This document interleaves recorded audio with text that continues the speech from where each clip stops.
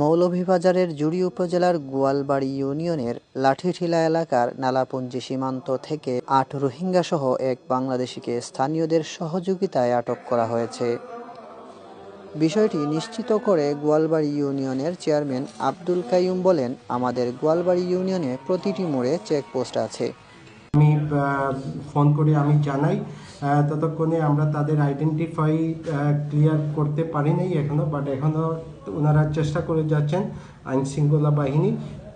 তো আমরা এই মুহূর্তে শনাক্ত করতে পেরেছি যে একজন বাংলাদেশি এবং ৮ জন রোহিঙ্গা রয়েছেন, এবং সেই বাংলাদেশি আমার বোধহয় দালাল চক্রের সাথে সে কাজ করে, এবং আমরা আমার ইউনিয়নে কে তাদেরকে আশ্রয় দিয়েছে গতকাল রাতে আমরা সেটি আইন শৃঙ্খলাকে নিয়ে পুলিশ বাহিনীকে নিয়ে আমরা সেটি পর্যালোচনা করব।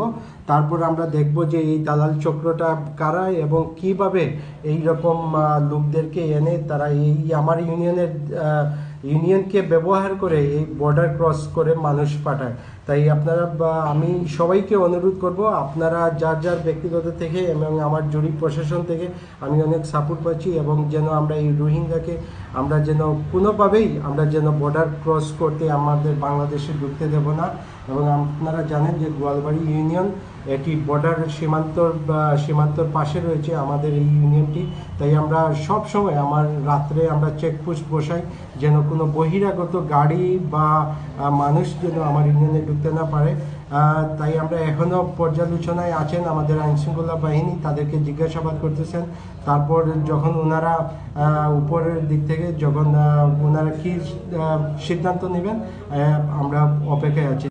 জুড়ি থানার ওসি মোশাররফ হোসেন বলেন, ভোরে স্থানীয় জনতা ও বিজিবির সহায়তায় ৮ জন রোহিঙ্গা সহ একজন বাংলাদেশিকে আটক করা হয়। বিজিবি তাদের পুলিশের কাছে হস্তান্তর করে এবং তাদের ব্যাপারে আইনগত ব্যবস্থা চলমান রয়েছে বলে জানান।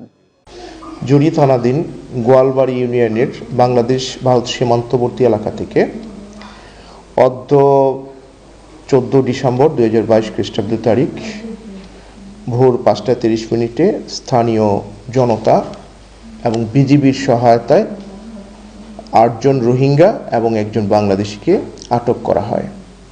বিজিবি তাদেরকে পুলিশের কাছে হস্তান্তর করে তাদের ব্যাপারে আইনগত ব্যবস্থা গ্রহণ করা চলমান রয়েছে।